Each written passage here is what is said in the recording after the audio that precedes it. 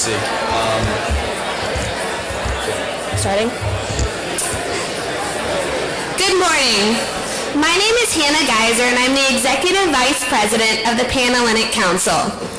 On behalf of the Tri-Council in the Office of Fraternity, Sororities, and Independent Living, I would like to welcome you to the 15th Annual 80 White Leadership Conference. We would also like to extend a special welcome to the co-op student leaders now a part of our new office. We look forward to sharing with you a number of special educational programs that will hopefully strengthen your abilities as leaders of your respective Greek organizations or independent living facilities. Today, we call upon you to think critically about your role in the community and what you can do to make your chapter, your governing council, and our campus a better place. Throughout the day, you will have the opportunity to attend 2 breakout sessions that include a variety of workshops tailored to address the challenges you may face this upcoming year. These 2 sessions, Alpha and Beta, are designed to address the multitude of fundamental themes, including leadership, new member education, and specific officer roles. Attendance will be taken at both of these sessions. Please browse through the program descriptions in your conference program to plan your day accordingly. We ask you to please refrain from using your cell phones or sending text messages, that includes BBMs, out of respect for the facilitators and your fellow peers. At this time, would you please take the time to turn off your phones? If you have any questions throughout the day, you may ask any of the Tri-Council Executive Board members. We can easily be spotted by the pink ribbons on our name tags. Following the keynote address we'll be hearing momentarily, we invite you to join us for a sit-down luncheon in the Statler Ballroom. During the luncheon, you will be given the opportunity to network with fellow Greek members, and at this time, we will also present the winner of the Dyson Citizenship Award and hear from some of Cornell's administrators. Now I'm going to turn the microphone to my counterpart, Alan. Thank you, Hannah. My name is Alan Workman, and I'm the current Executive Vice President of the Interfraternity Council. Our speaker today is Cornell University Vice President for Student and Academic Services, Susan H. Murphy. Vice President Murphy has served Cornell University as Vice President for Student and Academic Services since July 1994. Under her direction as our academic support, campus life, Dean of Students, Greek life, international students, career services, public service, religious affairs, athletics and physical education, health services, and the Cornell Commitment. A 1973 graduate of Cornell's College of Arts and Sciences, Susan majored in history. She subsequently completed master's degrees at Stanford University and Montclair State College. In 1994, she earned a PhD in educational administration at Cornell. Susan joined the Cornell staff in 1978 following work as a guidance counselor and head of the guidance department at Chatham Borough High School in Chatham, New Jersey. For 16 years, she worked in admissions and financial aid, including 9 years as Dean of Admissions and Financial Aid. In addition to her current responsibilities at Cornell, Susan is a member of the Policy Committee of the Council of Ivy Presidents. Previously, she has held statewide and national positions in the College Board and the National Association of College Admissions Counselors. Please welcome Vice President Susan Murphy.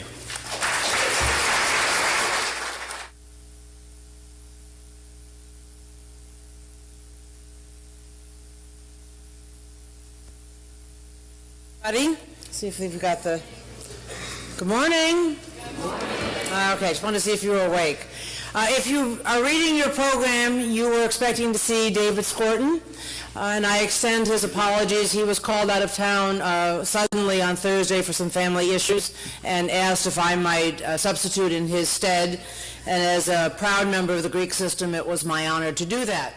But I'm going to first deliver the speech he would have given you. The good news about working with the president is he actually prepares his speeches in writing as opposed to talking off the top of his head. And I think it's important that you as Greek leaders and co-op leaders have an opportunity to hear what President Scorton would have said to you were he here. And then because this is a topic that is near and dear to my heart, I'm going to have just some concluding personal comments at the end. So on his behalf, I thank all of you for making time on your Saturday to join us here. I was laughing with Chris and Hollis earlier. Some of us in the room are expecting lunch in a minute. Some of you are anticipating breakfast, and I understand the difference in the clocks. But it's delightful that we're here together, and I hope we have a productive time. President Skorton spoke with a number of you or your colleagues last August at a leadership downtown at the Holiday Inn. But obviously there are many of you here today who are not part of that session. And he, like I, appreciate greatly that you as new leaders in your organizations are willing to spend time to network with one another, network with alumni, and gain some specific skills. President Skorton would have told you that in his view, the Greek system, which of course is one of the oldest and the largest in the nation, has the potential to set the standard nationally and be a positive force for our life in our community, our campus community, and for individual students. And with his support and our office support, we anticipate that that's what you will make happen. We know that when fraternities and sororities especially live up to their values and missions, they form the closest of friendships among the members, they deliver on their spirit of service, and they promote connections across the generations and strong interpersonal development. It's a fabulous networking opportunity that both co-op leaders and Greek leaders are entering. So we know that when the system and the individual chapters do that, they are at their best. When they don't do that, when they don't live up to the high ideals of their founding that they set for themselves, we know that there can be very negative repercussions. And for any of you who were here last spring, you know all too well of those negative repercussions.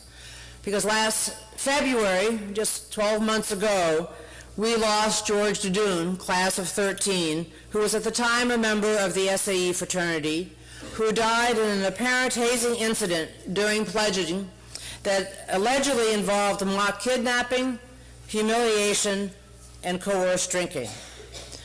We quickly moved to close the house, disband the fraternity, and withdraw recognition of that fraternity for at least 5 years.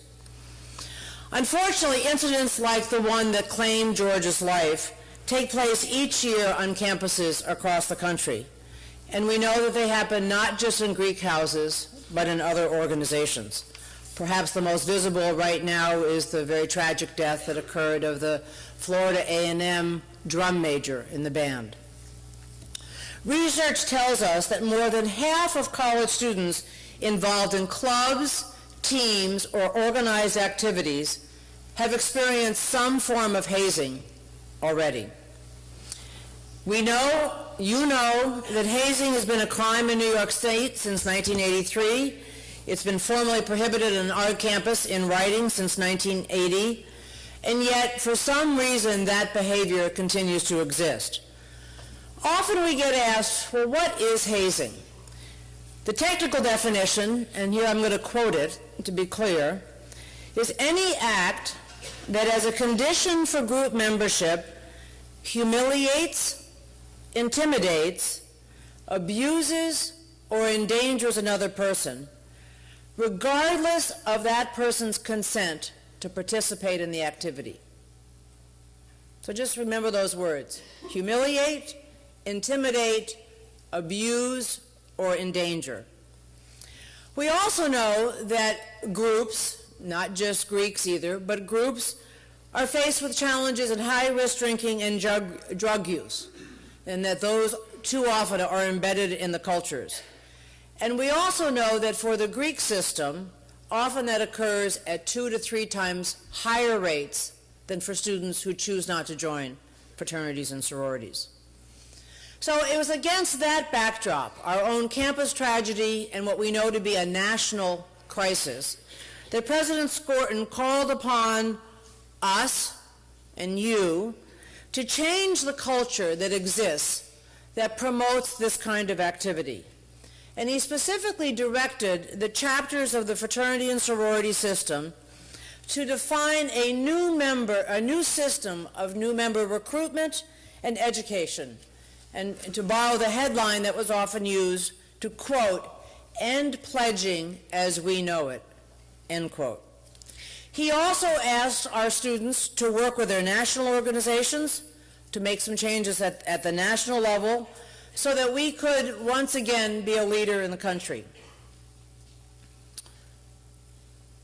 It seems that together, you as students, we as staff and faculty, with our alumni partners, must come together so that the system that all of us value and treasure will live. You are inheriting a system that's 150 years old on this campus, and we hope that it will go on for the next 150 years, and that's the joint responsibility that we have. And we, especially President Skorton, has every belief that like in so many other areas, you as Cornell students can take the lead on a national front. As I mentioned, the Greek system has been here since Cornell opened its doors. In fact, it precedes our residence hall system. And when it was founded at Cornell, when we opened our doors in 1868, having been founded in 1865, the organizations brought with them their founding principles of academic excellence, honor, integrity, brotherhood and sisterhood, and a service to community. Qualities that I think any of us who sit in my position as the Chief Student Affairs Officer, any parent or any of you would say align absolutely centrally with what the university mission is. And we see time and again examples where you as Greek organizations and Greek leaders and co-ops, but especially the Greeks in this vein, live up to those ideals. Last year, the Greek community raised over $175,000 for charity and research and performed nearly 20 hours of service and advocacy here in the community. Many of you in the Greek organization last year took a leadership position working with the Student Assembly and other groups, but your leadership to go to Owego to assist our neighbors who were so devastated by that flood. And I had several letters from members of the Owego community thanking me specifically for individual chapters and their alumni who had come forth to their assistance. There are many of you who also helped, going back to Owego, to deliver a Thanksgiving dinner to that community, which meant so much to them. We know that sisters in one of our organizations spend time each week at the Lansing Residential Center serving as mentors and positive role models for the girls with whom they interact, young girls who need desperately to have such serious and strong role models. We also know of individuals who've gone on to very significant leadership positions. One example is a woman who graduated from Cornell recently who went to work in an economically deprived elementary school through Teach for America. And today she's a special education teacher and reading teacher at a charter school in New York, making a difference for the next generation. I think you know that the mayor of Ithaca is a former member of this Greek system. So the commitment to service is something that is at the heart of our fraternities and sororities. President Skorton's comments at the leadership retreat last August and the subsequent op-eds in the New York Times, the Cornell Daily Sun, and elsewhere generated a lot of dialogue. Some controversy, but surprisingly perhaps to some, considerable support from students, alumni, parents, faculty, and staff. And we're pleased to see that the leaders of the system are beginning to respond. By the end of September, the IFC had approved an altered rush week schedule to try to make this, and in fact to make this past week safer and more effective and alcohol-free. In fact, they moved to have a dry rush 1 year earlier than the original plan. Chapters found creative ways to do different kinds of events, such as sports activities, video game tournaments, and one, as David Skorton would say, as a cardiologist, he would not recommend a fried food night. But I suspect it was probably pretty healthy to eat anyway, if not for the system. So there is progress that is underway.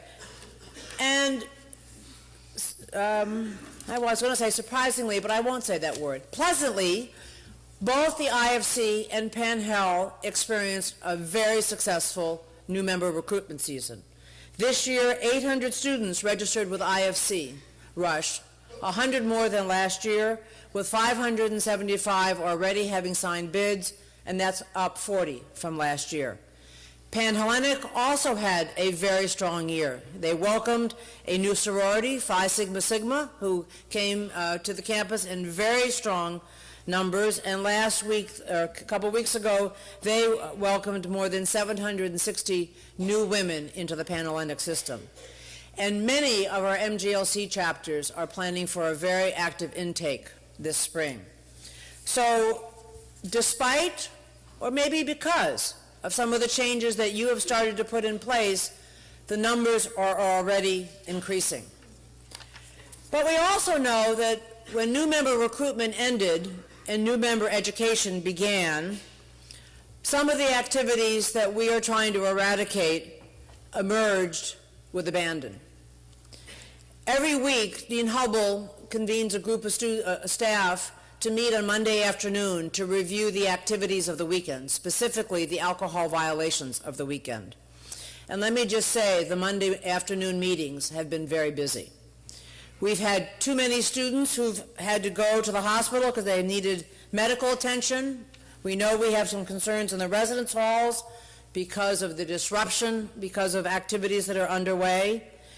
And we have great concern, as I hope you as leaders do, about the high level of stress that friends and RAs are experiencing as they are trying to care for folks who are coming back from their fraternity or sorority-related activities in a shape where they cannot care for themselves. So while there's significant progress apparent, we know we have work ahead of us. We know that the issue of high-risk drinking is a problem that's not Cornell specific. It's not 2012 specific. It's not New York State specific. It's a concern among college-age adults throughout our nation. Each year, some 2,000 students who are attending college die from alcohol. 2,000. That would be 2/3 of our freshman class. Alcohol too often is implicated in injuries, sexual assaults, and we know, as science is telling us, it has serious impact on the developing brain. And truth be told, most of you in this room who are not yet 25 still have your brain developing. That's one of the things the new science is telling us, is we can use the fMRI and begin to understand this organ between our ears and under our skull that frankly we never were able to see before. So our concern about the high-risk drinking is not just because of silly behavior or being prohibitionists, quite to the contrary. We want to make sure that you don't fry that treasured organ between your ears, and that you can go on to be the leaders that we see you emerging to be, and we know that you can be. This year, we are partnering with some 32 other institutions in a learning collaborative that was launched by Dartmouth as a way of trying to apply public health approaches that have been successfully used to prevent the spread of HIV in Rwanda, as an example, or to treat drug-resistant tuberculosis in Peru. We're trying to use those same public health tools to address the issue of high-risk drinking. This unprecedented initiative is using comprehensive evaluation and measurement to identify and implement evidence-based tools that are successful in tackling a problem that can affect 4 out of 10 students and help lessen the harm. It's an 18-month collaborative that we have underway with Dartmouth and these other schools, and I am delighted that we have a number of student leaders, each of the presidents now of our Greek councils and 2 members of the student assembly working with us in this collaborative, as they will be working then with many of you in this initiative, because the change will only come when peers are successful in working with peers. The issues of hazing and alcohol abuse have persisted for years, and I realize, as does President Skorton, and these are his words, remember, that overcoming deeply rooted practices such as these can be difficult. But when we look at the Greek system at Cornell, the founding values and the missions, practices such as hazing and alcohol abuse prove antithetical. And why do we have these experiences brand what is coming to be known as the Greek experience and threaten the well-being of brothers and sisters. The reason we're challenging you so much is that we have seen so many examples in our history where the Greek system has stepped forward and made a significant difference at Cornell and elsewhere.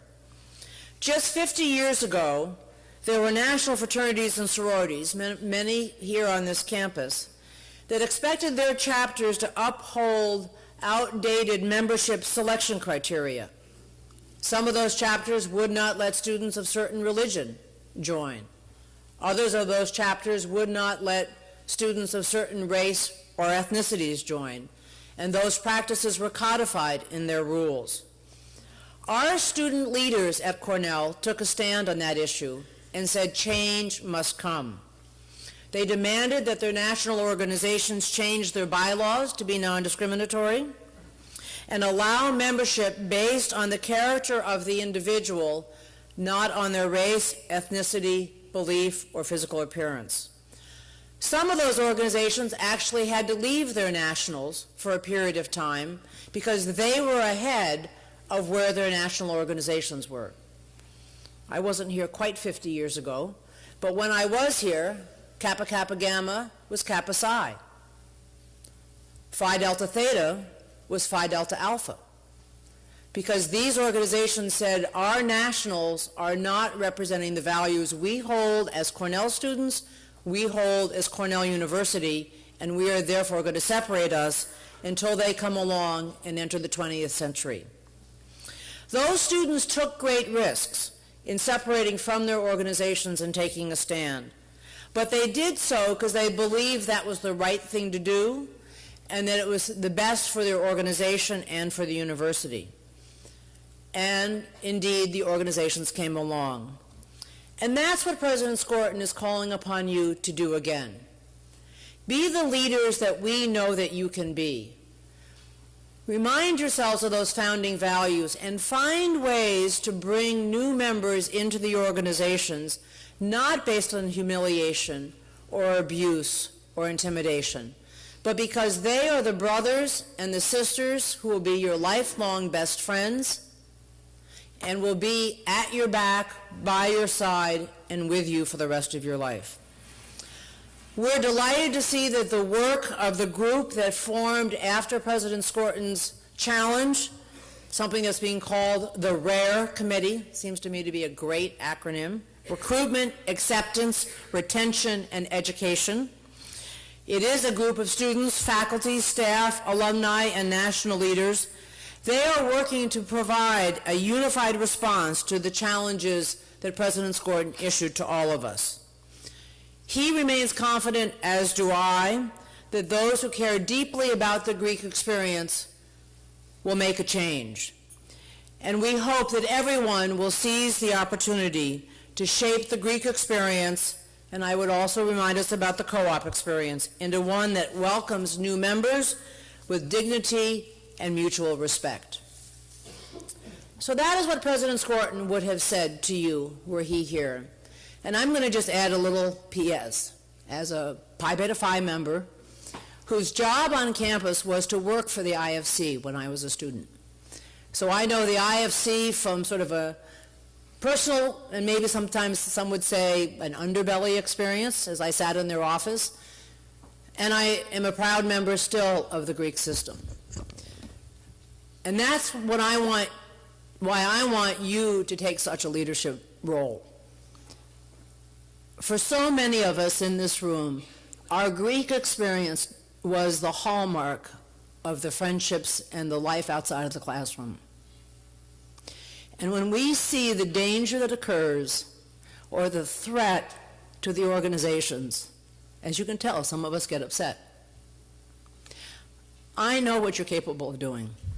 And there would nothing that would make me prouder than to be able to stand in front of a national organization to say, this is what Cornell students have done to make the Greek system what it was founded to do and what it can do, and not to be known as a group that humiliates, abuses their friends, forces them to drink, and puts their lives in danger. So join me Join your fellow brothers and sisters and co-op members to be the leaders you can be. And when you do that, you'll set a new model that others will want to follow. Of that, I am absolutely confident. Thank you, and thanks for being here in your leadership conference.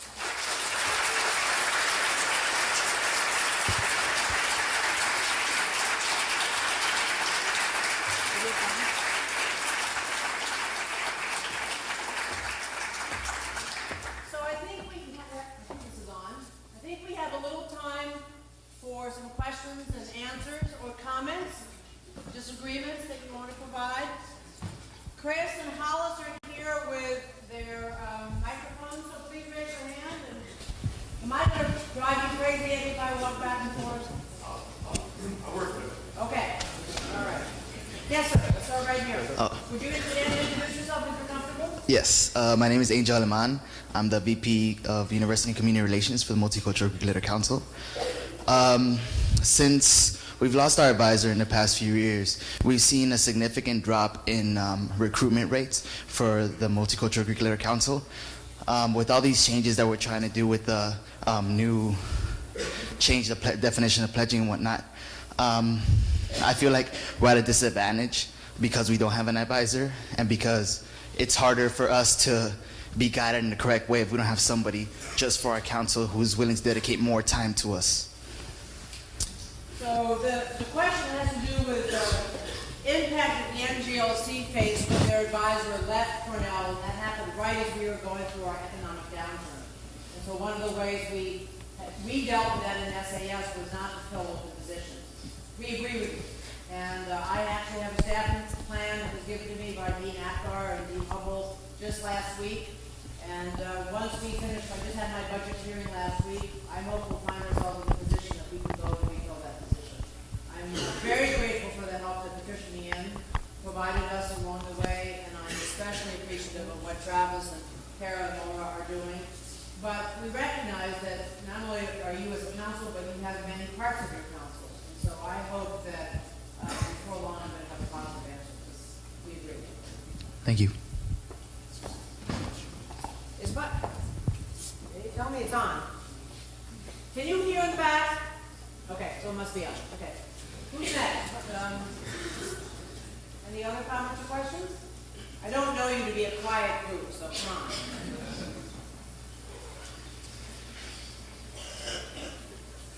You're not on the live streaming. I'm the one who gets to be live streaming. Yes, please. Hi, Susan. Suzanne Solomon from almost your class.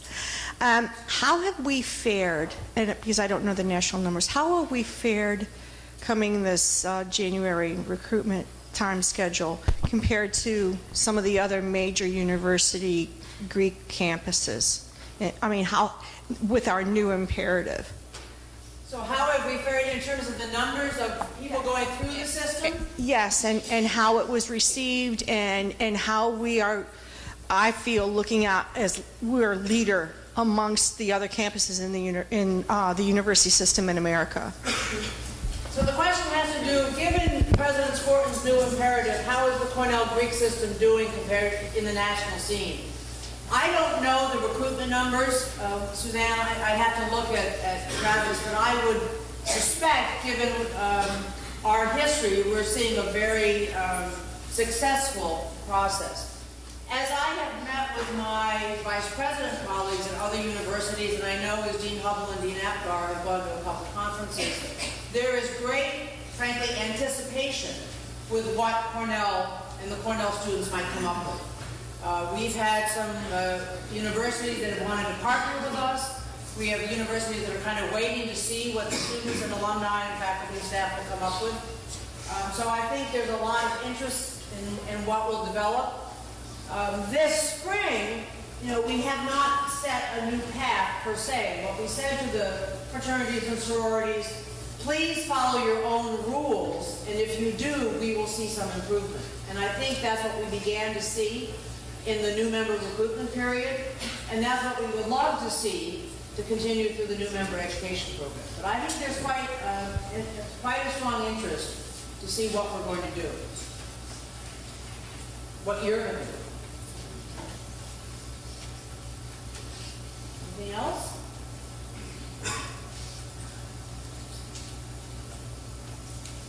Shall we go have lunch then? I think that there's one. Thank you very much. Thank you, Susan.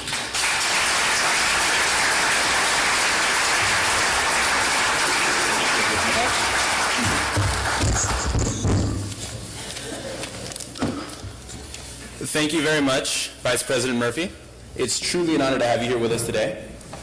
And we'd like to present you with a small token, and thank you for sharing your time with us. Thanks, Juan Carlos. I appreciate it.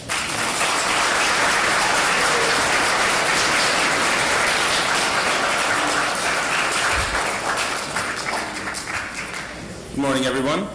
My name is Juan Carlos Toledo, and I'm the current Executive Vice President for the Multicultural Greek Letter Council. At this time, please make your way over to the Statler Ballroom for the luncheon. Enjoy your meal, and we'll be directing your attention to center stage for remarks and our award presentation at about 12:30.